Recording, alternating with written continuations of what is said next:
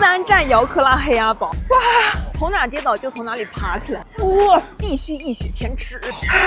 朋友们，今天这个视频可能是录不下去了。这里确实有人之前吃荤过。老板，你不会笑话我吧？将成为第2个被辣晕的吧？我第一次吃黑鸭堡的时候就是在武汉，今天就是一个故地重游。这次我打算给自己上一点难度，上来咱就直接点一个姚克拉。辣归辣，但是好吃也是真好吃。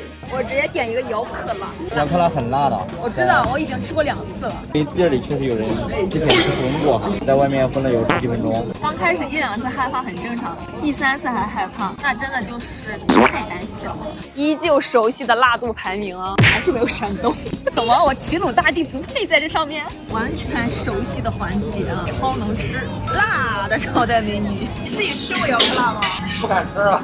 你只做不敢吃啊，不敢呼吸的辣。辣上加辣，这颜色看着贼吓人。这个姚克拉我是一点都没在怕。赶上了！你好，把握一下，这个锅很烫，不要去摸它。这次和以往的都不一样，是直接上的姚克拉。当这一碗真正上到我面前的时候，谁看这个颜色不害怕？上面是一层鸭肉，下面铺满了那个藕条，根本不在怕的。我现在不敢轻敌，因为我知道它这个辣很有迷惑性。刚吃进去的时候，其实感觉不太辣。这次上劲儿有点快。我平时活得太幸福了，是吗？这锅里的第2口依旧鸭腿，还可以。幸好它那一层辣是停留在鸭皮上面，鸭肉里面只有卤味儿。该说不说，黑鸭堡的鸭肉是真好吃，每一块都是超级嫩的，吃过3次，每次都很嫩。脱骨，哎，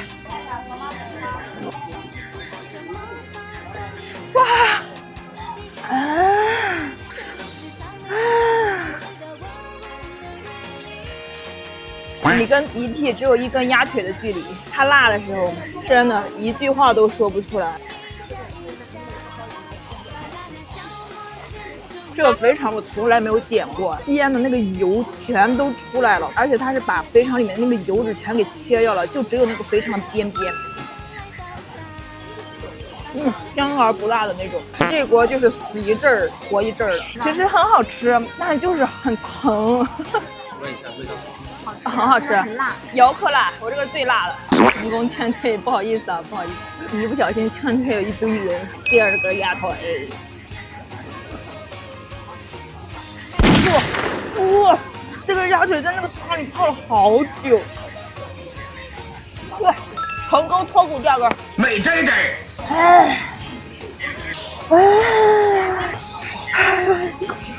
妈呀，它这个持久力也太久了。朋友看不下去，又给点了个微辣。老板，你不会笑话我吧？我不会笑话你，我会鼓励你。第1次拍摄遇到滑铁卢，又上了一个微辣。我这不是临阵脱逃，我就是想用它来过渡一下。明显这个微辣就没有那么粘稠。妈呀，这微辣简直就是清风袭来，感觉在沙漠里面发现了一片绿洲，真好吃啊！来武汉这边的话，一定是要吃它这个鸭和藕了，都想打包1份带回山东。我觉得这个鸭所有部位里面，鸭腿最好吃，太紧实太嫩了。不要看这个微辣的汤，它是那种黑色的，更多的是那种卤香味儿。如果你们来吃，想吃个味道，吃个舒服的话，就点这个微辣就行，不要再往上点了，求求你们了。这一锅最后的那些汤汁千万也不要浪费，就必须得加一碗热干面，充分搅拌一下，吃起来贼好吃。看这个微辣锅吃的已经差不多了，但是这儿你好，姚克辣。来一个凉透的小鸭翅，哇塞，一鼓作气，4R帅，4R贼，不要害怕，你是最勇敢的。要不起。3站姚克拉失败，挑战成功过了，敬你是个勇士。你要是看不过神，你就带他来吃姚克拉，一吃一个不吱声儿。极限48小时带着8个位直接山城重庆。如果你有周末2天的时间，可以完完全全认准我的这张美食地图。来了这么多次重庆，给你们实打实避开所有的网红攻略，推荐几家都是我跟朋友打心底里都觉得好吃的店。太好吃了！首先来重庆的第一顿，啥也别想，直奔火锅店。我不推荐，这个社区店，当地人吃的都可以，真的太好吃了。谁能想到这是周一工作日晚上的6点，全在排队，太夸张了，一波接一波的，感觉这次盲选选对了。太子楼对面的这条小巷子里，到这个小路口之后往左转，2个人吃重庆火锅烧卤一定要点，煮到火锅里特别香，特别好吃。用我在重庆吃过这么多顿火锅的经验告诉你们，就往这种巷子里走，素菜2块起，荤菜8块起。很吃这我觉得牛肉块、牛腩块、海带、莲藕还有肥肠。在这里点菜，除了要点鲜货的毛肚涮肉，重庆火锅的烧卤你们也一定要尝一尝。全部都涮到辣锅里面，再蘸上油碟，我感觉比常规的那种涮肉还要好吃10倍。这肥肠也太是那么回事了，肥而不腻，糯而不粘牙。在我这里，肥肠拌饭永远是排第1位的。而且我跟你们讲，像这种居民楼下的社区店，还有一个好处就是本地比较出名的一些特色小吃也都能吃到。这1块8的分量有点惊住我了。这个杨梅冰汤鱼，温泉好吃到我心坎。幸好咱今天来的早，要不然排不上队。吃完旁边溜达一会儿，就能到洪崖洞，老得劲了。吃完火锅一定要吃的就是小面，这家完全就是我每次来重庆都一定会吃的。他们家我感觉最大的特色就是辣椒油真的超级香，是我跟朋友吃过这么多家一致认为非常好吃的。哇，好香！它这个面条子感觉外面像裹了一层土豆泥儿，满嘴都是那个胡辣椒的香。还有外地人很少听说过的长寿米粉也一定要吃，不比小米差。他家这个面真的很香。另外我还有提过一家，就是这个现炒浇头的鱼香肉丝面。重庆鱼香肉丝的味道真的跟我在北方从小吃的都不一样。开了30多年，这一碗是13块钱。来重庆玩但是不能吃辣的朋友们，除了上次来吃的那个鸭掌锅，这次又被这个豆花锅给拿下了。超级不起眼的门头，位置也是极其刁钻，价格都不贵。我们2个人点了个中锅就吃得很撑。听朋友说是开了20几年，而且每天都是现磨的豆花，看着很清淡，但是配着店里的蘸料就是又鲜又好吃。这一锅里这个豆花非常出彩，不只有豆腐味儿，它还有那个汤体的鲜味儿。临走的时候我们还去吃了这个名气响当当的苍蝇馆子，听说过很便宜，但是看到菜单的时候我还是会被惊到。最贵的也就20块钱。味道的话不出错，但是也建议不要抱太大的期待。饭点的话一定要记得提前去啊。我们刚吃到一半，门口就已经有一堆人在排队了。哇，64菜一汤。重庆还有什么好吃的？欢迎本地人补充。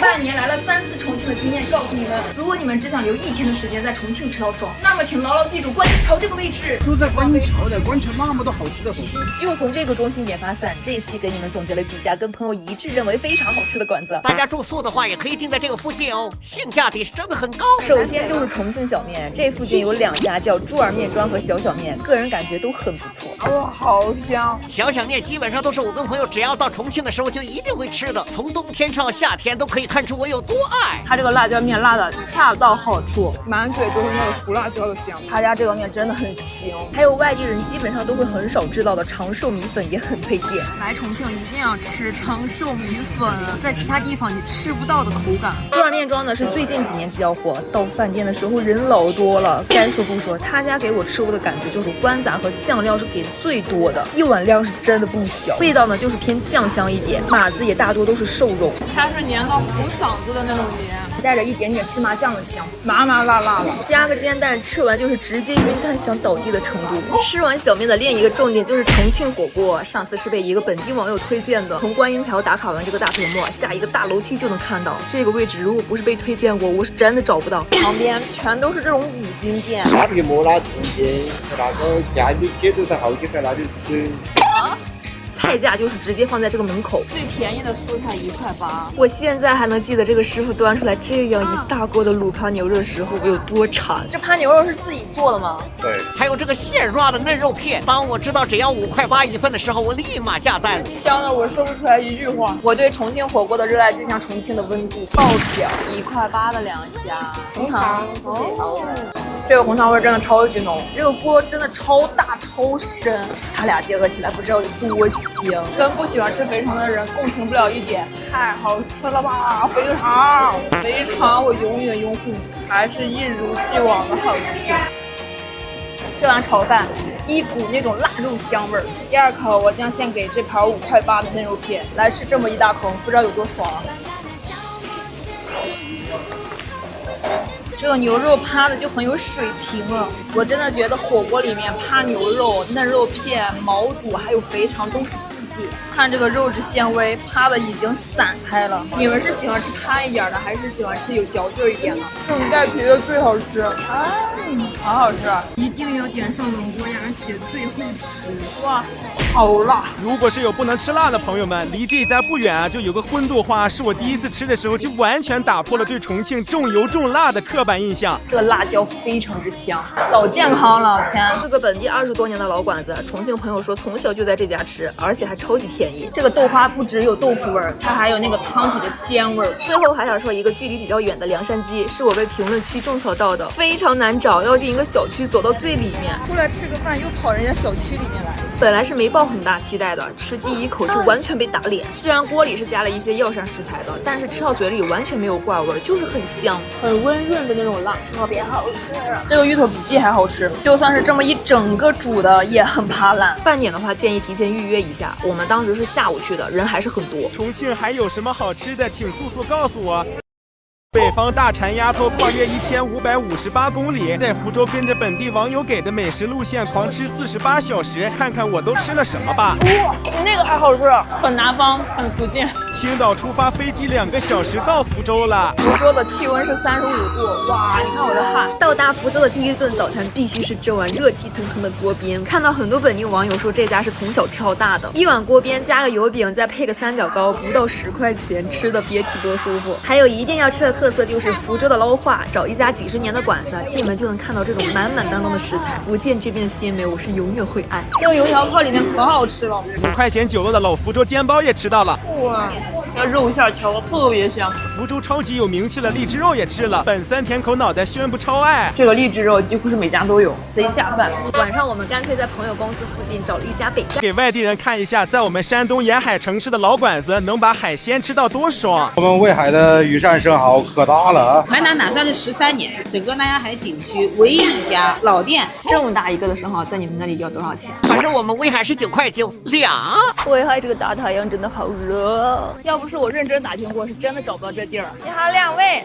当地的这些海鲜全家都有，海茶捞饭、鲅鱼饺子、海菜包子，最有名的这个无花果，在无花果地里面有生养的那种鸡肉，保证我们的这个产品的品质，不做这个1万人来1次的生意，做1个人来10万次的生意。哇塞，还有一颗大海星，巨香无比。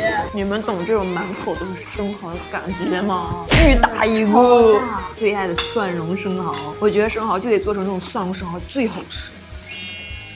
那个姐说了，威海的所有的特色海鲜这一锅里面全都有。先吃这个大海星，巨大一个，吃这里边的肉，哇，好肥一个海星啊！我第一次吃到这么肥的海星，特别鲜，它吃起来是那颗粒状，每一粒都很糯。没吃过海星的可以来尝试一下，真的挺好吃，这样嗑干净就可以了。还有小巴带。饭香生蚝、海螺、鲍鱼、扇贝、巴带、海星。这大盘它是先蒸出来，然后后加了蒜蓉味，相当于在吃清蒸海鲜。威海的海鲜在我心中又上升了一个地位，好好吃。不枉费我坐了2个多小时的高铁过来。给你们看一下我今天点的2个大长条的海鲜，8种海鲜。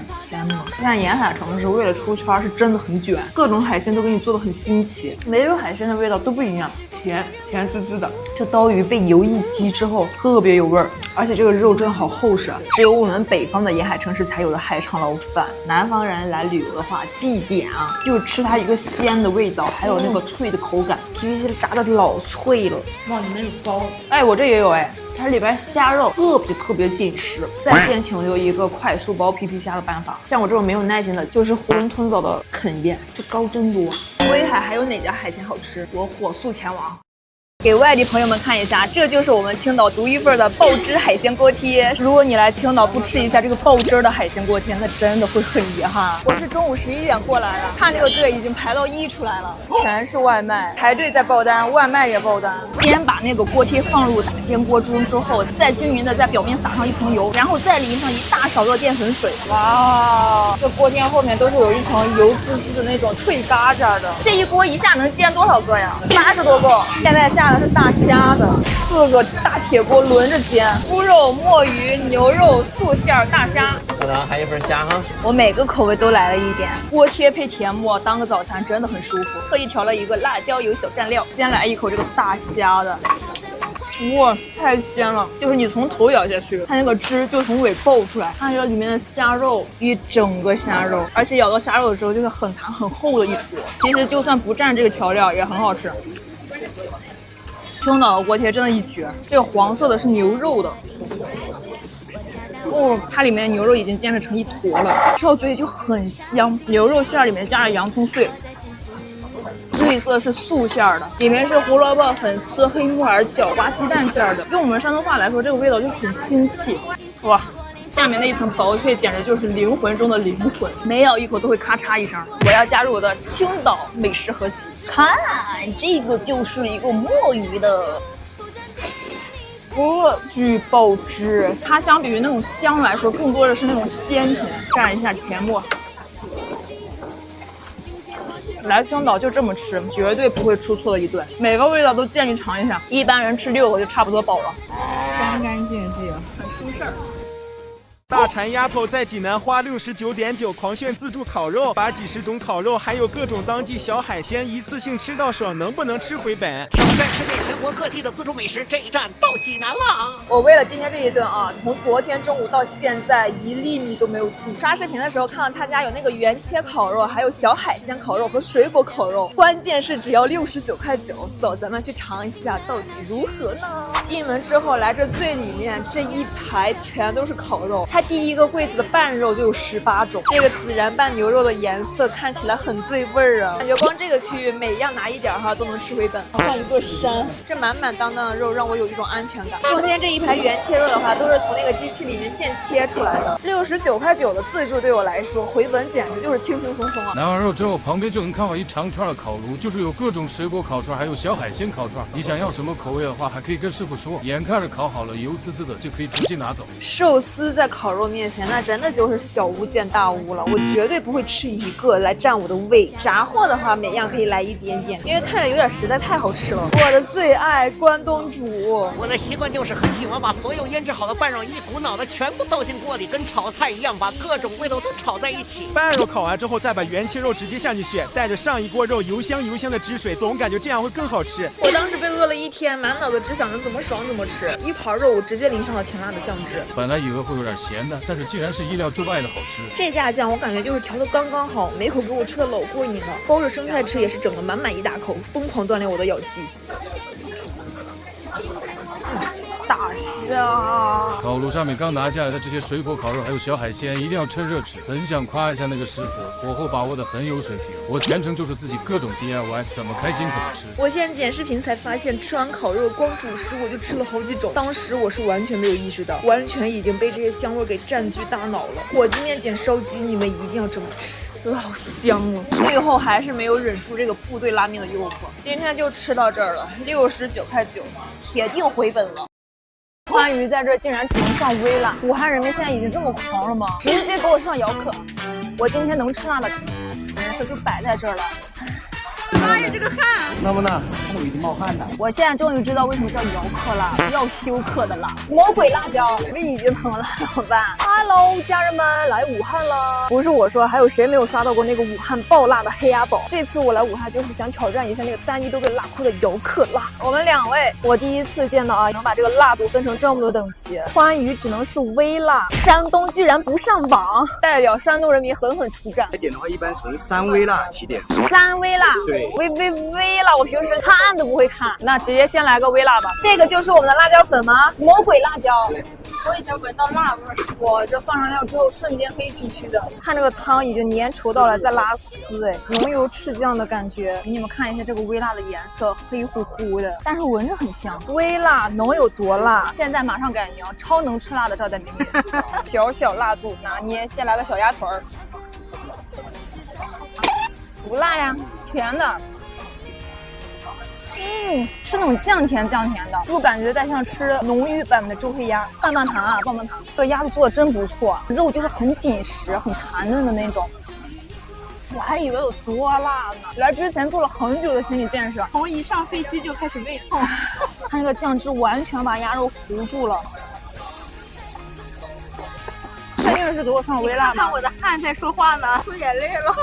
这么辣，这微辣谁不能吃啊？我在想，只要我吃的够快，它就辣不到我。哎，我爱上这鸭肉了。刚拌上的热干面，感觉这个面比那个鸭子辣。哇塞！哇，这个辣劲是后来上来，老板直接给我上姚客。当这份协议上来的时候，我就知道事情不简单了，请及时就医。玩120吗？老板这个笑，哇塞！我看到上面好多辣椒，到时候直接给我辣晕怎么办？有人吃过这个姚克辣，没辣晕过去啊？我待会儿可能给哥晕一个。老板已经准备好了。我一口汗出来了，真加辣了吗？再加一次，他说不辣。还有点吃面。不是辣，那边吃个微辣，10分钟之后就受不了了。开始有感觉了。你怎么开始滴汗了？冒汗了，冒汗了。来嘛，看没？哇，我妈呀，这个汗！我已经不行。我以为他给我放水了。对，我也以为放水了，我就去问的，但是我绝对没放水。姚克辣拌了这个武汉热干面。朋友们，吃这个姚克辣千万别拌面，差点给我辣天灵盖先飞。这个面太辣了，它这个姚克辣应该就是煮在那个锅里，让它煮一会儿再端上来。但这个面拌上去超吸味超辣，哇！它这个水必须得停在嘴里面，要一咽下去就辣。也就是说明天这个牌子上能不能加上山东这俩字儿吧？我不是一个人，我是一群山东人在吃吧。欢迎一群山东人 ，beautiful。跟外地朋友来感受一顿青岛本帮菜都能吃到哪些好吃的。如果你们来青岛啊，想吃那种又好吃又有环境的馆子，那就得先来一趟五四广场，溜达几分钟去跟我朋友集合。旅游季的五四广场超多人的，跟你们浅的攻略一下。正中间就有一个海鲜大展台，各种各样的海鲜都摆在上面。这一趟全是我爱吃的。这生蚝真的超级大一个，非常的饱满。大生蚝、大海参、大鲍鱼，还有帝王蟹。试问一下，这是个什么花呢？哦，他们这酒杯还挺有意思的，都是用这种海螺做的。先来一只海边特色菜，烤大虾，超级大一个，中间这块全是那个大虾的黄。哇塞，这个好肥呀！它这个肉厚的像是在啃蟹柳一样，哇！这和吃那种大龙虾有什么区别？肉真的超级厚，而且它那个咸是那种海水的咸味儿，鲜味加咸味在一起，好好吃。这道菜我是看到别人点了，然后受不了了，直接就怒点一份。它吸引我的点就是上面的海鲜真的超多，我感觉像是那种海鲜披萨了。虽然散架，但是好吃。它这个酱料有点像那种中式甜辣酱，哇，好好吃！饼是用的鸡蛋、韭菜还有洋葱一块煎的，很厚很软，超级好吃的海鲜饼。酱料一下子被我蘸完了。我对这一道黑乎乎的葱烧海参垂涎已久，感觉真的超级下饭，很入味儿的那种。特意为此准备了一碗米饭，这一口国宴。它这个酱汁就是浓油赤酱，非常酱甜的味道，里面还带着一点点那种葱香和葱甜味儿。这道菜的酱汁绝对是灵魂中的灵魂，太下饭了。用这道菜来下我的第二碗米饭，稻香肉，它这个肉片真的超级厚，肥瘦相间的那种，咸香带甜口了。太肥美了，用这块肥肉加点汤汁，然后和这个米饭拌一下，好香好香好香。哇，美死我了！这个纸皮锅贴在桌子上已经待了有30分钟了，这个壳依旧超级脆。这咋煎的？好脆啊！又有肉香，又有那种海鲜的鲜味儿，而且这个汤汁超级多。这一顿吃的超级爽，猜猜我们最后花了多少钱吧？只有在淄博才能体会到降价的快乐。到底谁在说淄博凉了？还有这么多人呢！快点去，吃不上了。由于在正常就没火之前，要在我们这边就得订，从这个门进。前面还有62桌，半个小时左右。半个小时。哎，好嘞好嘞。用半天时间跟淄博本地朋友再次感受博山菜给外地人的震撼。9块9的，1块的，2块的，所有的菜都在前面摆好了啊！想吃啥的话，直接拿这个小盘儿。这些全都是真的吗？没有模具，我还以为这个是模具呢。黑金少两，狠揍厨师长。刚从锅里捞出来的博山炸肉，哇，好酥啊！听这个声音。博山酥锅就这个，只有在我们淄博才能吃到的，这是正宗的博山菜。糖醋里脊来一个，是这种大片的这种。我这是糖糖醋里脊啊，对，大圈的这种。妈呀，那这个必须来一份。炸肉、炸鸡、炸肝、炸丸子，38哦，好划算！真的不是故意给你们点便宜的，9块9一份，他一会儿现切给咱们。哇，这个感觉很好吃哎。还有这个看了没？那个西河煎饼卷猪头肉也特别火，会让是他们新上的，也是博山烩菜的升级版。老博山人小时候吃的就是这个老年糕，以前只有过年的时候才能吃上的。一共是12个菜，534块1，太划算了。哇，大汤蛋黄4喜丸。女生都很爱吃的糯叽叽姜米糕，非常浓的枣香味儿，它那个枣泥已经混合在糯米里面了，就是那种料超丰富的粽子。这个炸的好香，它是那种肉香和炸出来的油香，哇，炸的超级脆。这个煎饼看着就很好吃，煎饼是红糖做的，第一次吃这种口味的，有点甜，就是甜咸搭配，太适合我这种山东胃了。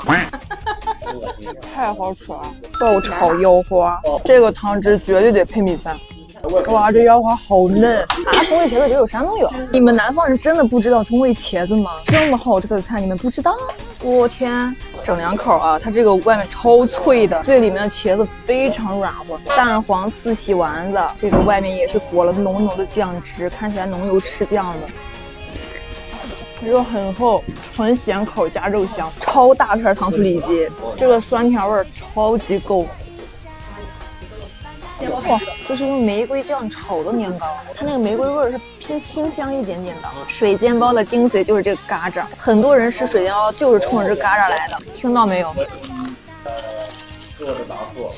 这比薯片还薯片，牛肉洋葱馅的，巨香，必须得蘸口辣椒油，无敌。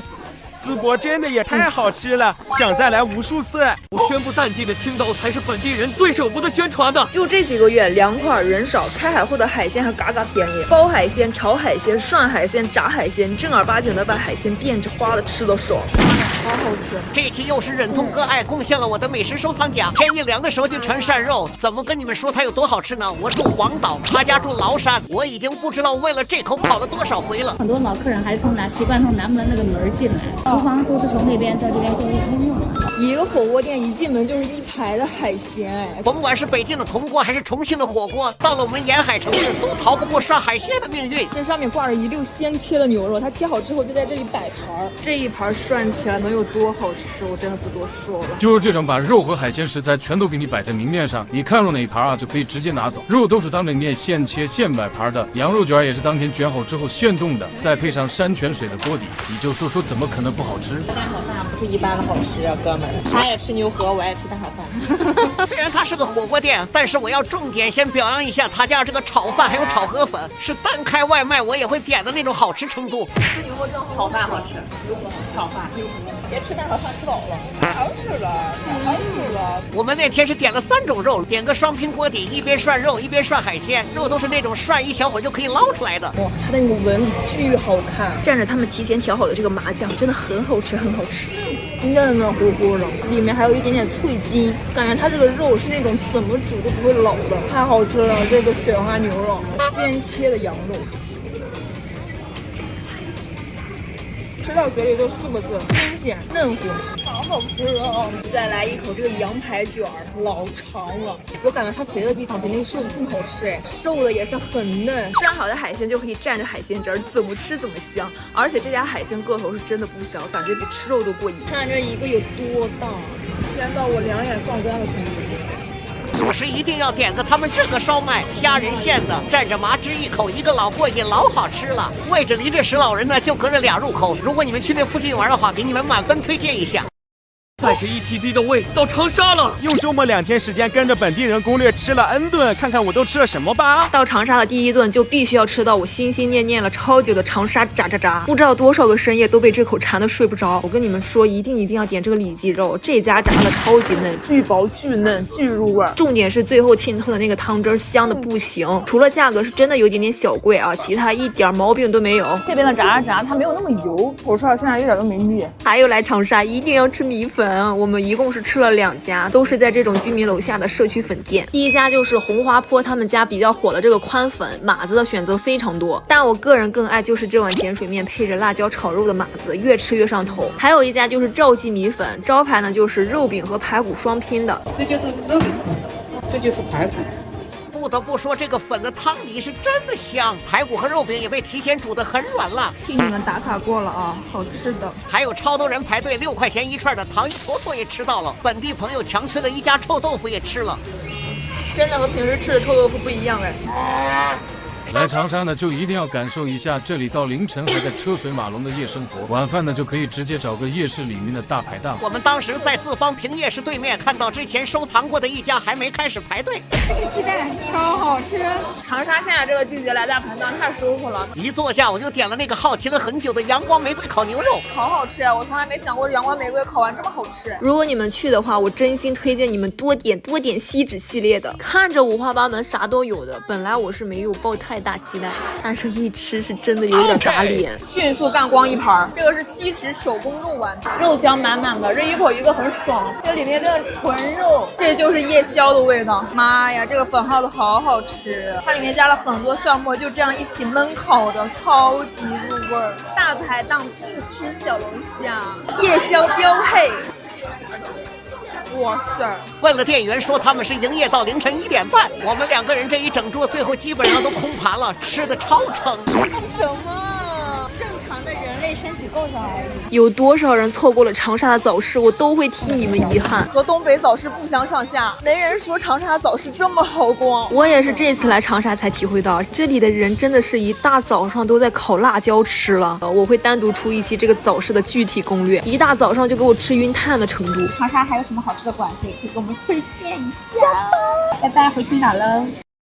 一个人在建手青火锅，把各种没见过的菌子吃到爽是什么体验？这一把是真的粉丝先吃了啊！你们先吃，如果生吃了会怎么样？这下老实了，太香了！天天在网上刷别人见小人，把我好奇的不行。可以说这一柜子的菌我基本上都没见过。松露原来是长这样的，这个不就是最近被赵露思带火的竹荪吗？今天高低尝一下，哇，这个就是见手青哎，是牛嫩煎、高山黑松露牛肉、15秒脆皮鸡。这一盘就是闻风丧胆的见手青，感觉吃了见手青才算真正的吃了云南菜。这个是要煮15分钟的，下个见手青我们是筷子需要拿走的，不能给客人使用。这个的话就是松茸，哎，光看这个干干净净、白白胖胖的，就知道一点没事。每个桌上都会放一个这个计时器，我就在这坐了15分钟，整个餐厅全是那种此起彼伏的闹铃声。闹铃没响之前啊，任何人都不敢动筷子，真的就是刚刚好的15分钟。A few moments later， 哇，响了，终于煮好了，好香，满满的全是那种菌菇煮出来的鲜味儿。刚出锅我就直接喝了一口，妈呀，超级鲜！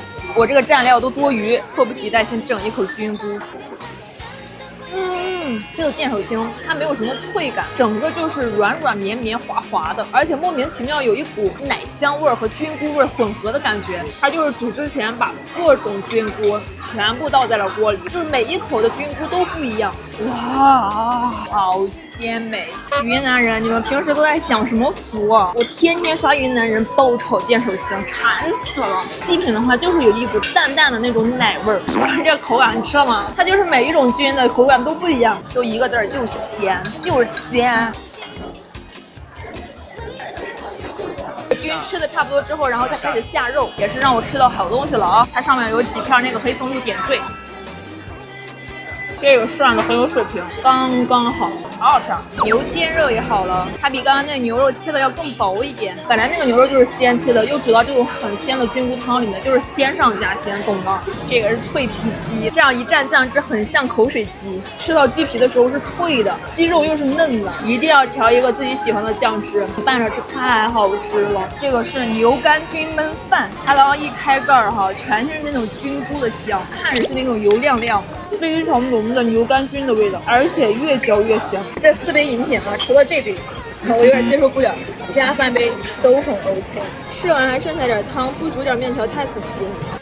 请问东北的烤肉到底还有多少惊喜没有告诉我？上周末陪朋友到济南，吃完这个烤肉，我只想说，建议全国范围内每隔10公里就开一家，请当个事儿落实一下。每吃一盘肉都感觉他们家那个调料是多余的。这个烤肉最大的特色就是用了这个核桃炭，它里面真的就是那种核桃壳吗？对的，核桃炭和那种普通炭它烤出来的味道就不一样。我寻思听都没听过，就算是核桃炭，怎么能这么好吃。这玩意儿烤出来的肉真香。我们那天点了4盘肉，牛五花、吊龙、牛肋排，还有这个横膈膜，你们就点吧。用东北朋友的话说，就是这品质老鼻子实在了，腌的好入味儿，它就是那种甜甜的，然后再加上那种黑胡椒的那种焦香，牛肉寿司美真的。我每吃一盘肉都感觉他们家那个调料是多余的，根本不用蘸，就这样吃很好吃。这吊龙这腌了之后又鲜又有嚼劲儿，好满足。哇，这个牛肋排是4盘肉里面最有嚼头的，它这个肉上带着一层筋膜。这才是烤肉，横膈膜吃起来就是那种奶奶的。虽然它每盘肉那个味道不太一样，但是唯一的共同点就是都很新鲜。对这家店的建议就是，除了开在我家楼下以外，请尽快的把你们的拌饭上一个外卖。明明是来吃烤肉的，但是被他家这个拌饭也给折服了。我从刚上桌的时候就开始吃，吃成这样了已经。我们4个人每人都点了1碗拌饭。我很推荐我这一碗蒜苔肉粒拌饭，专门在这里面挑蒜苔吃。关键是它里面有那种很重的孜然，还有那个烤肉酱味道。还有一个拌饭就是这个3蛋拌饭，它虽然看起来很素啊，但是吃起来很鲜。那一碗拌饭就是灵魂，这一碗饭就特别适合配烤肉，一勺饭一勺肉，哇，香香。他家这个拌饭真的是挺拿人的。2刷野果超客观的私藏点单，这次我可是做足了攻略，翻遍了全网的评论区。还没吃过野果的小宝们注意了，今天这桌点的我超满意的。请问有没有人懂这一碗山竹冰激凌啊？有了上次的前车之鉴，这次跟朋友来的超级早，5点营业，卡着4点50来，这就是我们大馋丫头的行动力。每次来他们家点单，我都眼花缭乱的，看着这些漂亮饭，我每个都想尝一下。还有好多小酒和甜品，点水送奶酿冰，抢光了。没有，看似平静，实则想哭。2个人在野果点8道菜，在青岛是什么水平？吃完给你们看一下，一共花了多少钱？这个山竹冰激凌，昨天我在某书刷到的时候就已经很期待了，但是它58，有点小贵，但是我忍了。今天的第一口必须先是它。这个冰淇淋下面是一圈山竹，而且全部都是手工包的。小时候我是不敢这么吃山竹的，太奢侈了。哇！好吃好吃，它的口感吃起来像果冻，酸酸甜甜的，搭着上面椰子味的冰淇淋。下面的饼干被冰淇淋浸泡之后，它是外面软软的，但是内馅还是很酥的，是咋想的呢？好好吃啊！椰子味真的好浓郁。上次就给我拿捏住的这个铜锅油焖鸡，今天又来吃了。这个是要配饵块的，这道菜它就是属于爱的人非常爱。我来吃的话必点这个主菜，这个巨黏。这个饵块单独吃的话，是有一股很浓郁的大米清香。油焖鸡里面最出彩的不是鸡，而是那块土豆，炖的真的很绵很绵很绵，里面鸡肉很大块，就吃起来很过瘾，哇，非常好吃。这道菜是必须要配米饭的，就冲它的黏糊程度，不来一碗米饭拌着吃，真的很可惜。这一口懂的人自然懂，好好吃。第一次点这个宫爆猪板筋，这道菜看着就很辣，它是和巨量的干辣椒还有蒜苗一起炒的，巨香巨香巨香，爆炒之后的那种肉香还有辣椒香，而且再搭上这个板筋的肉质是非常脆弹和筋道的，它这个辣是在后劲儿，如果不能吃辣的话，这道菜真别点。这个我刚刚偷吃了一口，好好吃啊，非常酸，但是又酸的你很好吃，它这个酸全部是来自于那个泡菜发酵之后的那个酸味儿，再加上这个饵块，它切的还蛮大的，就一口咬不到芯儿的那种筋道。今年它这个云贵创意菜卷得我很满意。最后再来尝一下这个版纳凉拌鬼鸡，酸酸甜甜很解腻的那种，哇，好好吃！它里面那个鸡肉巨嫩巨弹，这道菜真的必点的好吗？它里面还加了薄荷叶，就吃到的时候很清爽，巨好吃哎，巨好吃哎，我喜欢这个味道。我们点了这8道菜，最后消费是472。放纵餐的烤鱼永远是最幸福的，看这一块肉，黏糊糊的碳水生腌。我每次最爱吃它这个最大的鱼骨头，这么多年过去了，它的味儿还是和当年一样正。老粉都知道我有多爱吃烤鱼啊！昨天刷视频的时候，刚刷到今年是鱼库的20周年庆，人生中第一次吃烤鱼就是在这一家。这么多年就只干一件事儿，只做活鱼，现选现烤。每一次来他家的仪式感，就是在这个太空鱼仓里面挑选我的有缘鱼。34斤，今天还是点他那个招牌的荔枝香辣味，巨香巨香，能看得出来他这个料用的有多足吗？闻到的第一刻，你的口水就会立马分泌出来，直击你味蕾的那种香。香。我这上面还有一个牛蛙的浇头，没吃过鱼库的，如果你第一次来吃的话，必点这个荔枝香辣味儿。我永远为它打 call。这牛蛙有点太肥了，我感觉。除了料就是肉。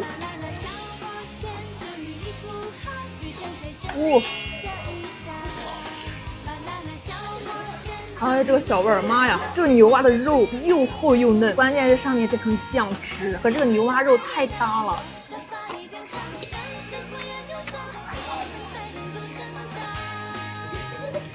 哎呦，味道融合的刚刚好，香辣味呢全部浸透了那个牛蛙的肉。看这块腿有多粗，真的建议就是单独出一锅牛蛙的，这对爱吃牛蛙的人来说简直就是福音。来一口烤鱼，这个回鱼足足有3斤4两，镜头里面就能看出来它有多入味儿。鱼皮夹着鱼肉，太好吃了！必须来点灵魂汤汁。哇，好吃的我完全不想说词儿，只想吃。我每次最爱吃它这个最大的鱼骨头，刚从汤里把它捞出来。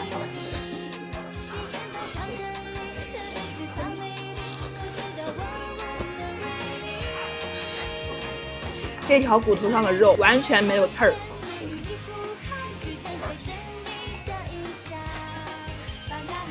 可能也太干净了。这个米饭就是得用来盖的，没吃过的都得去尝尝。鱼皮、鱼肉加鱼汤混合在这一碗里面，我真的馋了。啊妈呀！我的大脑、我的胃还有我的嘴全部得到了满足。它这个味儿就是那种越吃越想吃的。看这一碗热气腾腾的，这就是鱼库20年只做活鱼现选现烤的匠人本事。整整20年就盯着这口活鱼现烤死磕，多少个深夜我就馋这口。以前我都是每次在这里面再煮个泡面啥的，太香了。这口汤真的就是每一口都不能浪费。往常姚克辣专治嘴硬，今天我就要证明全是谣传，不辣，完全不辣。辣不辣？不辣。姚克辣的冰激凌，用它来解下辣。哎，我接不住了。还记得上次在武汉给我辣到哭的黑鸭宝吗？上回的时候确实稍微有点轻敌，今天我拿出了12分的战斗力，决定再吃一次。这个馒头就是证据。我就不信了，我对吃辣大王区区姚克辣拿捏不了。来了，决一死战，最熟悉的一个辣度等级制度啊。虽然你看到了青岛，但是照样没有我们山东的位置，怎么回事啊？准备好了吗？准备好了。点一个中辣的黑鸭宝。中辣是重庆火锅加麻加辣，然后煮上1个小时的辣度，这个比较辣的。没关系，我待会儿还要挑战一下姚克辣。已经签过一次了，现在手拿把掐，流程已经完全熟悉。超能吃辣的赵代美女，美这个。你们自己敢吃姚克辣吗？不敢尝试。哇塞，这个颜色已经黑了，而且这才是中辣，这种黏黏糊糊的感觉看着就很好吃，而且它现在做的时候就已经很香了。已经上桌了，这个是一个中辣，先把我这个馒头吃了。我这不是怕，我这是给黑鸭宝一点面子。还是熟悉的配方，熟悉的颜色，熟悉的味道。妈呀，好香啊！先从一个小鸭腿开始，这次没有上次那么紧张啊。哦，好吃哎，一模一样。这个辣度对我来说真的还行，轻轻松松，中辣轻轻松松。这个藕好好吃的，每一口都是这种拉丝的状态。哇，是比上次那个微辣要辣一点啊！不过它这个辣度是那种很香的，不是说纯就是纯辣。关键是这个鸭肉它很好吃，就是肉质吃的一点都不柴，很嫩乎。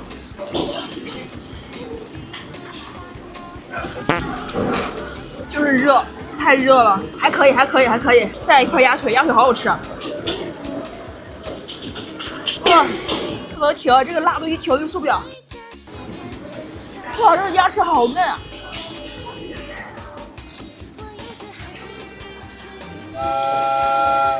怪不得都说吃辣的能够燃烧卡路里呢。哇，这个馒头真没白带。歇一会儿吃了这个空心菜，这个空心菜上次在武汉吃的时候，我就念念不忘。我回家的时候还复刻了一份，没想到又吃到了。好吃，一模一样的味。薯片鸡翅上面也有很多辣椒，虽然我一直在洗脑自己这个不辣，但是我的身体好像已经到了极限。很香哎，鸡翅里面的所有水分哈都炸的裹在那个鸡肉里，看着汁水，我的天呐！而且这里面有好多那个辣椒还有麻椒，辣辣香香的。我刚刚又点了一份面，这个面才是绝杀，稍微拌了几下，这个汤汁已经全部挂到面上，哇，那种火辣辣的熟悉感又上来了，辣的说不了一句话。我想把我的舌头拽出来嘎了。瑶客辣的话是加几勺辣椒啊？12，再加2勺这个泡辣椒，还要再加2勺。哎呦妈，真饿！好害怕，好害怕！它那个辣椒闻着就很吓人。哇，它这个辣度真的很具有迷惑性，第一口一点都不辣，甚至有点甜。我上次怎么撑下来？瑶客辣的冰激凌，用它来解下辣。哦，它里面加的全是那个瑶客辣的辣椒粉，而且是那种浓缩版。我感觉我整个嘴唇被辣翻了。我现在流的不是鼻涕，是我刚刚不知天高地厚挑战瑶客辣脑子进的水。就这样吧，挂了，拜拜。如果你们最近要来青岛，答应我千万不要放过台东这个地铁站。作为我跟本地朋友心中的美食天堂，这一期给你们总结了几家基本上都是10年以上的老店，真的就是我平时会带朋友来吃的店。居民楼下开了20多年的这家面馆，在我心中是真的没有替代。每次去必点的就是一碗刀削面，配着烤肉筋和肉夹馍，面都是这种手工削的，所以口感上就很筋道，油泼辣子也超级香。我永远吃不腻，太好吃了。还有这家我跟朋友隔三差五就一定要去吃的石锅鱼，开了也有16年了，超级入味，尤其是表面这层鱼皮。是我来青岛的第1年就被本地朋友疯狂推荐的。它是那种鲜鱼吧，活鱼。活鱼。刚炸出来的时候，外面特别酥。我又想吃鱼又想吃火锅的时候，脑子里第一出现的就是这一锅。这上面是铺了一整条鱼，下面的话全是那种白萝卜。虽然它看起来味道蛮重的，但是一点都不咸。而且我之所以能去这么多次，就是因为除了可以吃鱼，这些涮品啊也都是老板姐姐他们自己弄的，就是能吃出来不是预制冷冻的那种，超级好吃，完全就是我的私藏小店了。太讲究了，特别实诚，不是那种泡发的，用鱼大口真的很爽。最下面那个汤已经完全把那个鱼肉给泡透了，真的越煮越入味，越煮越好吃。第3家应该就是绝大多数青岛人一定会知道的张正麻辣烫，非常小的一个门头，是那种老式的麻辣烫和炸串。我朋友最夸张的时候连着吃了1周，能开20多年，味道是一定不会出错的喽。还有一家青岛的老式面包，也是多少本地人从小都在吃的，每次去都可以看到很多爷爷奶奶好几袋子的买。招牌的油酥面包馅料多到每次吃的时候都很上瘾，每层里边都有满满的油酥颗粒。还有开了25年的冰激凌店，更是一代人的青春回忆。朋友说他们小时候专门在这儿点个香蕉船，一待就是1下午。整个店的装修还依旧保留着当初的怀旧感，很香，香蕉味非常浓，这个奶油空口吃特别香。台东的话，你们还吃过哪些非常心头爱的老店？欢迎在评论区里补充。挑战极限24小时吃遍重庆，跟朋友1天时间吃了6顿，连续2家火锅，翻遍了全网本地人评论，终于又让我吃到好的了，看看有没有你们爱吃的吧。告诉俺娘，俺在重庆吃火锅不是孬种。这次一落地，我先去找了这个最近才刷到的专门吃羊肉的馆子，也是我在评论区看到很多老重庆人推荐的。这家就是没有菜单，菜做好之后全部这样端上来，想吃什么就直接拿。做好攻略，专门点了几个招牌的。我宣布你们来的话，啥也不吃，也一定要拿这个豆腐。这个豆腐必点，我天哪！我点这个豆腐是特意用来配米饭的，豆腐碎碎全裹在米饭里面，就是很滑嫩，它的味道拌得很好，芝麻酱味特别浓，好好吃。如果不是怕吃撑，我真的可以炫2碗饭，每道菜一吃就是很重庆的味道，味道特别够，它是那种咸香里面带辣的。吃完这几道菜，我感觉我的嘴巴都是麻的。第2顿我们就马不停蹄的去找火锅店了，这家也是刷本地网友评论才看到的。妈呀，这个楼梯看到没有？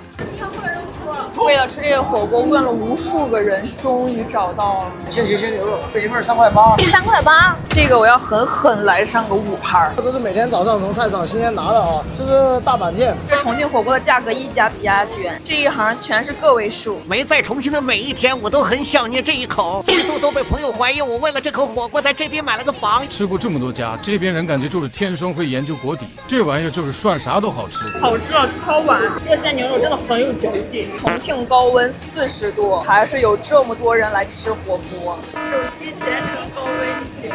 总结一下，最让我惊喜的除了这些肉，就是这个现包的纸皮虾滑和抄手，巨好吃。它外面都是用那种薄薄的豆腐皮包的，就是能让我爱到晚上吃另一家火锅的时候也点了一模一样的。如果你们没有吃过的话，我真的很推荐。还有这个马蹄丸子也超好吃，是肉马蹄馅的，里面还能吃到那种脆脆的颗粒，它那个肉馅很香。真的很爱吃这个野菜糍粑，上面还淋了很多红糖浆，它这里面有那种野菜碎碎。现在的每个人手中必备一杯凉虾，开始解暑了。吃完火锅又去吃了小面，这个是上次朋友来就想让我吃的，感觉也是很火爆的一家店。最多人点的就是这个豌杂宽面，不过朋友说这次面煮的稍微有点过，没有之前的筋道，口感上就是软趴趴的，但是酱料的味道个人感觉是很 OK 的，超级多酱，越吃越香。前面我说的这3家店都挨得非常近，基本溜达着就能到，很适合大家可以一趟吃完。还去吃了个正儿八经30多年的老馆子，在我收藏夹里躺了很久来着，一直想来吃。主打的都是这种小盘盘的凉拌菜，没有热菜，食材都在柜子里，想吃什么直接点好，然后现炒开拌，就很适合现在重庆天气吃。进来就有种完美融入了当地的感觉。隔壁桌的大爷听我说是外地来的，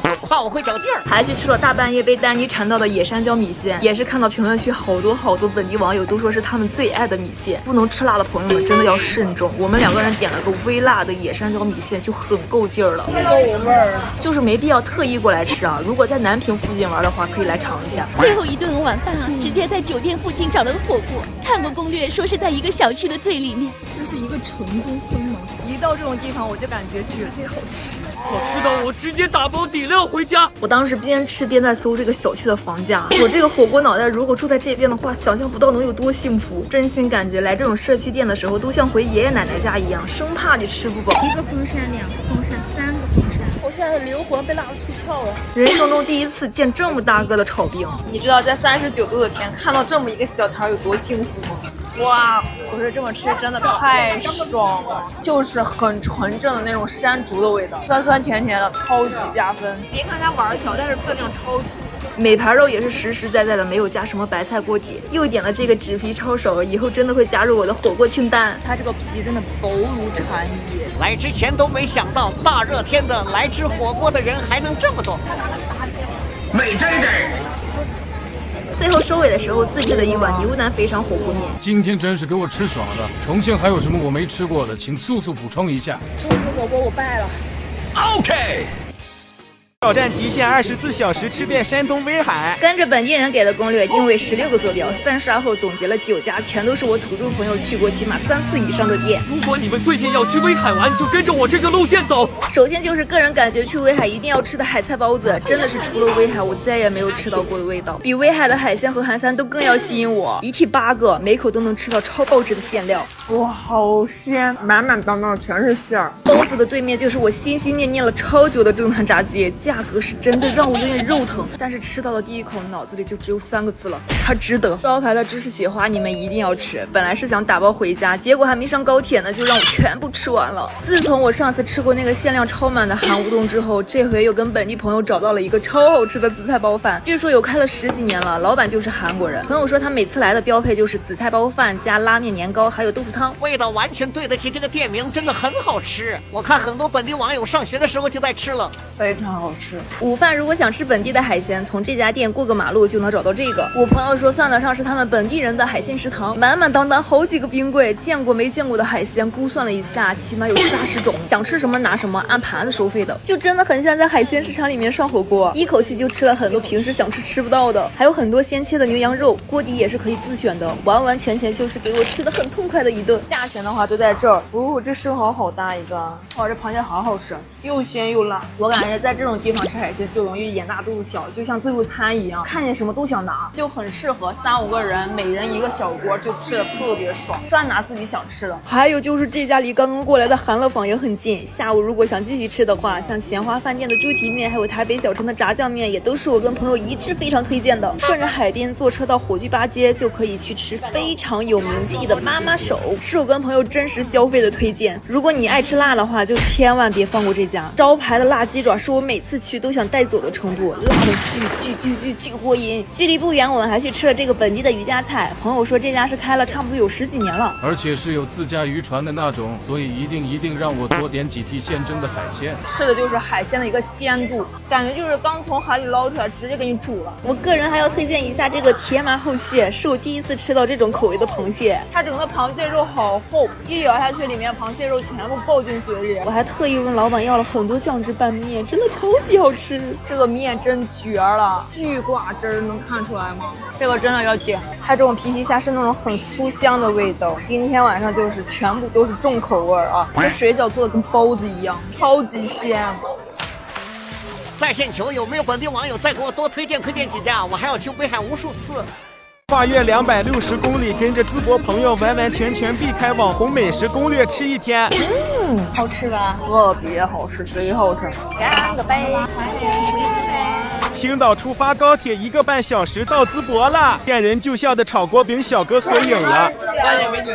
早上的第一顿就被朋友拉去吃了个博山肉火烧，讲真的，完全不亚于博山菜给我的惊艳。每个皮儿都超级薄，馅料已经满出来了，再搭配一碗豆腐脑，真的别提多爽。这个馅儿真的震惊我，比我以前吃的那个火烧都要多，都要厚，皮薄馅厚的，超级好吃。怎么能煎的这么薄？每咬一口都在震撼它的馅儿多。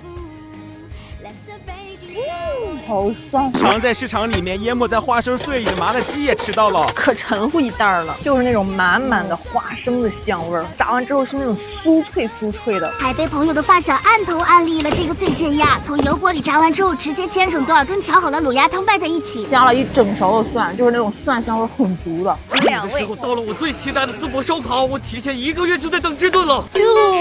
不知道叫啥呀？朋友带我去吃的这家是开了20多年，就是这种纯的鲜生肉给你上桌的。淄博烧烤精髓就是除了小葱、蘸料、小饼，还要带一个淄博人来给你烤。好嫩啊，烤的很有水平。这家的串不算大，都是切的刚刚好的那种，烤的滋啦的，肉边再带点微焦，这种是最好吃的。舌尖上的享受。淄博小串的经典吃法就是蘸点辣酱，蘸点干料，然后放到这个小饼上，放上2根葱叶，这种羊肉串配上碳水，就很无敌。答应我这个里焦茄子啊，一定要点啊！卷在小饼里面你就吃吧。哇，特别好吃，贼好吃！几年未见，淄博烧烤的水平已经是 next level 了。安格斯牛肉串谁受得了？尤其是刚烤出来，它冒泡泡的时候，那个味儿油香了。我们还跟着隔壁桌点了这个招牌的烤羊排，好香，非常无敌，很好吃。这块特别肥，它那个羊油全被焖在这瘦肉之间了，哇！没有任何的那种羊膻味，它烤的里面是很肥嫩的，但是外面这层表皮又很干巴，这个火候把握超级好。淄博的小饼干从小就这么吃，巨脆，这么脆，小时候的零食，真的。哇塞，这么烤好好吃！临走前还跟朋友一家子去吃了这个本地很有名的嘎啦鸡。我来淄博之前，他又跟我念叨了很多次了。点的这一锅是个3斤的，我也是头回见到嘎啦和鸡能搭在一起的，味道呢是有点偏甜口的。吃到最后，把锅饼和方便面再加进去，哇，这个嘎啦更好吃！吃了这么多，我们这边北方孩子的童年回忆，油条拌黄瓜，超级好吃。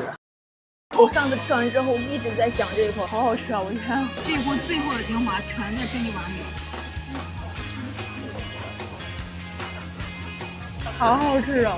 最近是真的沉迷于贵州菜了。前段时间刚在青岛吃了，又在淄博吃了，刚到烟台就让我找到了一家贵州的独独粉火锅，收藏了超久了。山东你再装那个烟雨江南，我真找人弄你了。这一系列全是贵州的一些特色菜，这个锅里大肉饼是标配，就是它特别提香，我感觉比那种一般的酸汤火锅要更香更浓郁一些。这个就是夺夺粉，它是这种块状的，夺就是把它夺起来吃，夺就是插就是戳，没做功课，我就根据这个上面的推荐来，必须要加这个木姜子油，来一点点就好，它味道还是蛮冲的。最后的灵魂就是舀一勺酸汤进来，这些所有的食材都得蘸着这个吃。开锅必须要先把这俩下进去啊，一定要先煮肉，就是先让这些肉煮一煮，让那个肉香味全融进这个汤里，煮了满满一碗，这一碗里面有猪肉、牛肉，还有这个软臊。来吃贵州菜的话，软臊必须要点，真的很香。肥的那个地方吃起来脆生生的，就不腻。个人感觉是它和青岛的芝炸有一拼，这种炸肉真的太香了。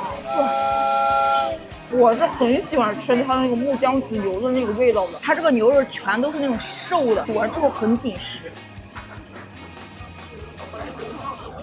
这个猪肉的话，它用的是那个猪颈肉的部位，脆脆、弹弹、嫩嫩的，美滋滋。哇，好好吃啊！酸汤的味道越煮越浓郁，都煮到那个肉里面了。它这种酸的味道就很开胃，尤其是煮完肉之后就很下饭。这个多多粉专门有一个这样的签子，这样插就很方便啊，有点像那种土豆块儿。口感上很像那种冰粉，比冰粉还要面一点，吃进嘴里一抿，马上化掉。趁着它还在煮肉的时间，先把这个洋芋粑给吃，蘸一点点辣椒面啊。哇，经过油炸之后的淀粉香，自带一点点咸的味道，超香。外壳是稍微有点那种酥脆感的，里面贼软贼滑溜，好好吃啊！我的天 ，OK， 它这个好吃程度已经完全把它的热量给掩盖了啊。还点了一份小肠，哦，它每一段小肠里面都带着一点点小脂肪，贼弹牙。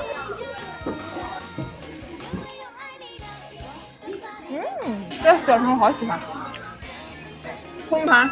一定最后要下一碗这个米线，它这每一个米线上都挂满了那个超浓的锅底汁。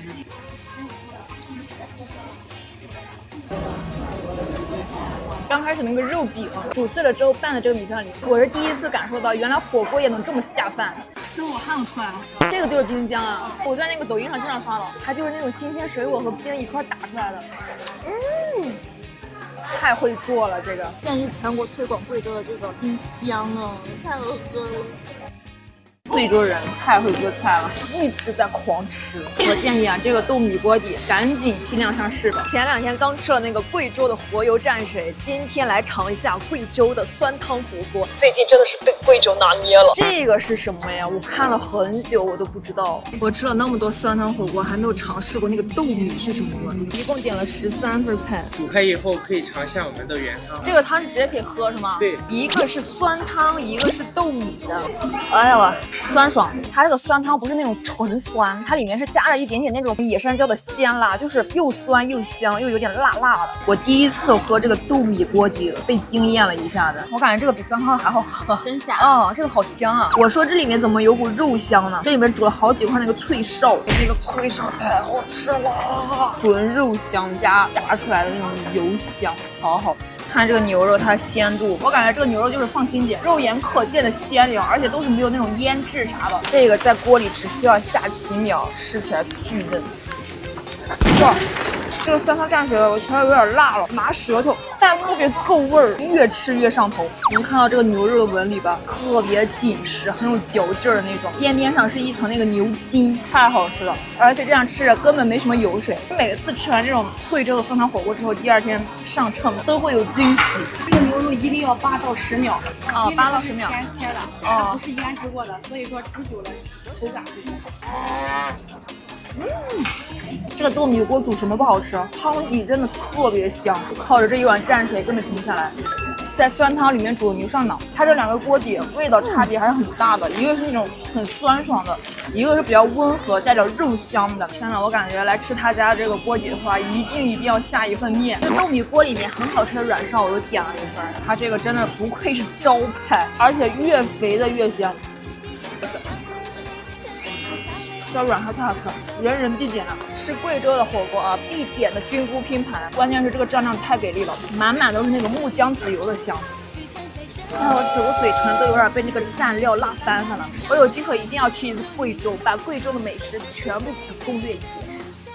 我宣布，香菜的饭张力在此刻封顶了。半夜刷到这一碗盖饭的朋友们，真的对不起了，它怎么可能不好吃啊 ？Hello， 朋友们，刚到济南站，我就跟朋友约好了晚上去狂吃夜市。不过他还没有下班，我打算自己先去搞点辣的开开胃，去吃一个我上次来济南的时候就很感兴趣的一个湘菜。上次我就是被这个门口现切的牛肉给吸引到的，这边就是现切好的牛肉，然后直接拿到隔壁来炒，全程就是看着这个牛肉从生到熟，然后再到我的嘴里。我现在一进店里就是那种大米的香味儿。给你们看看我点的这一桌。锅、小炒黄牛肉、辣椒炒肉、铁板牛肉蛋，还有我最喜欢的雷椒皮蛋。每一道蛋拿出来都是可以在半张力赛道里闯出一片天的。一整锅的五常大米准备就位，超级香。我自己在家永远蒸不出这样的米饭，粒粒分明的这种。先来我的小炒黄牛肉，来一大勺盖到米饭上。看到这个画面我就知道它有多好吃了，真的很香哇！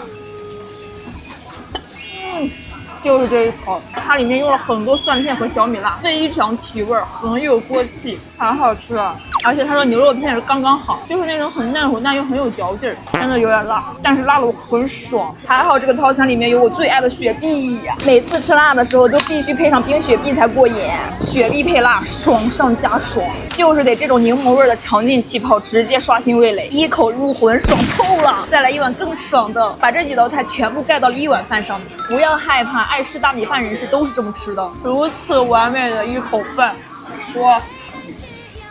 哇，雷椒皮蛋太是那味儿了，就是和我在长沙早市吃的那个雷椒皮蛋一模一样，一个味儿。铁板牛肉蛋也是一绝，满满的蒜蓉、小米辣，还有一点点肉碎。如果这个煎蛋是80分，那么加上这一点点酱就是妥妥的100分。还有这个辣椒炒肉也是我每次吃湘菜的必点，都是用的这种五花肉，巨香。而且这里面的辣椒也很加分，那个青椒味特别浓，感觉任何烦心的事情在这一口辣椒炒肉面前也全部都烟消云散了。这一顿吃完，直接把我晚上的战斗力都给拉满了。快去试一试雪碧配香菜，真的超级爽。这就是我们山东沿海城市的海鲜火锅，太新香了，太好吃了。咱是那个老店是吗？啊，对，没来错。沿海31年了，一直是我在这开。你看我现在就成老哥了。刚好在2棵大柳树中间，所以叫做大柳树海鲜火锅。一进门这么多海鲜，我们可以拍一下不？可以啊。哇塞，这海鲜看着都有几十种。这个葱一愣个，海带也愣个，海螺呢有大有少的，你要大的扇贝生蚝拼一个吧，这是48。鸟贝海肠这是。这一下好几种6种，牛排、鸡排，这个我们是一家秘制的，猪丸、牛肉丸、羊肉丸，这都是这么一家手工做的。我们家没有市场买的东西。没控制住自己的大脑，感觉点多了。这海鲜在镜头里看着就超级新鲜，都是那种晶莹剔透、很有光泽的感觉。我这个还不可能这个大盘，可能2人3样弄个小盘尝尝。啊，行，小盘就行，吃不了哈。好，哇，好大的鲍鱼啊！这就是海参切片啊，海参切片。这个鲅鱼是不是可以包饺子呀？对，海鲜盛宴，麻汁也是自己家磨的。你摸摸哦，热乎的，刚磨出来。刚磨出来。今天就是没怎么点肉啊，点的全都是些海鲜，超级新鲜的，当天现包的。哦，这个海参是生吃的，这个也可以生吃是吗？哦，这都是些纯鲅鱼吗？对呀，没有什么淀粉之类的。没有。我这一次吃到好的了，这个青的是鲅鱼，这个红的是虾的。我第一次尝试海参刺身，怎么这么脆？它脆弹的口感可以和脆骨相比了。这必须是新鲜到一定程度才能生吃的。这个虾丸你吃了吗？这虾丸好好吃啊，虾味很浓郁。这个丸子舌头轻轻一抿，全部碎掉，太香了。这个点个小份儿，点少了，太新香了，太好吃了。这个是只需要烫5到6秒的。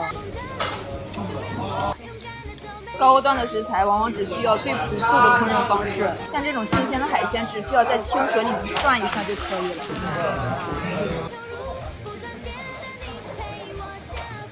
第一次吃蛏子吃到一种扎实感，好鲜甜。